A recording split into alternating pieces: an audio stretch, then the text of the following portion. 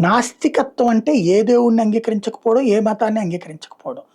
అదే సందర్భంలో ఆ మతాల్ని దూషించడం, ద్వేషించడం కాదు. ఆ మతాలు లేకుండా నేను బ్రతకగలను, ఆ దేవుళ్ళు లేకుండా నేను బ్రతకగలను నిరూపించుకోవడం. మనం నిరూపించుకోవడం ద్వారా 10 మంది మన బాటలో ప్రయాణించడం. ముహూర్తాలు పట్టదు, వాస్తు పట్టదు, నేను ఆహ్, కాలాన్ని నమ్ముతాను అని చెప్పుకోవడం. అలాంటిది నాస్తికత్వం కిందకొస్తది తప్పించి, దైవ దూషణ చేస్తూ, హిందూ దేవీ దేవతలను దూషిస్తూ, ఇతర దేవీ దేవతల జోలికొచ్చే ఇతర దేవుళ్ళకి సంబంధించి మాత్రం నేను మాట్లాడనని చెప్పడం. వాళ్ళని దూషించొద్దు, ఈళ్ళని దూషించొద్దు. ప్రకాష్ రాజ్ గారు చెప్పేదేంటి?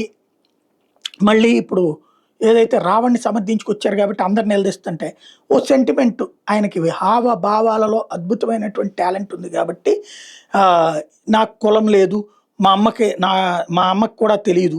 ఎవరిని నమ్మిస్తారు? అమ్మకి తెలీదు, నాకు కులం తెలీదు అన్నటువంటిది. వాస్తవంగా ఆ తల్లిది మరి అంత్యక్రియలు దేంట్లో చేశారు? క్రైస్తవ సాంప్రదాయంలో. మరి ఆళ్ళ అమ్మ కోరిందనే చేశారు.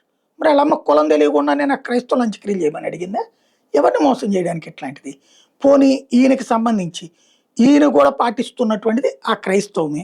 ఇందులో Baptist, Methodist, Lutheran, Pentecost, Anglican, Episcopal, Presbyterian ఇట్లాంటి బోలెడన్ని ఉన్నాయి క్రైస్తవంలో. క్రైస్తవంలో తెగలుగా ఉన్నాయి. టోటల్‌గా 40,000 అంటారు. పోనీ మన ఏరియాల్లో దాదాపుగా ఒక 50, 60 దాకా కనబడుతుంటాయి. వాటిట్లో ఏదో ఒకటి ఉంటది గదా! హిందువుల యొక్క కుల వ్యవస్థని మాట్లాడుతున్నాడు. హిందువులకి సంబంధించినటువంటి ఆలోచనల గురించి మాట్లాడుతున్నాడు. కానీ తన విషయంలో మాత్రం ఏంటో చెప్పడు. ప్లస్ నేను నాస్తికుడినంటూ హిందూ దేవీ దేవతల్ని దూషిస్తాడు ధర్మస్థల లాంటి దాంట్లో. ఇక్కడొచ్చేటప్పటికి రావణ్ లాంటి వాళ్ళని సమర్థించుకుంటూ వస్తాడు.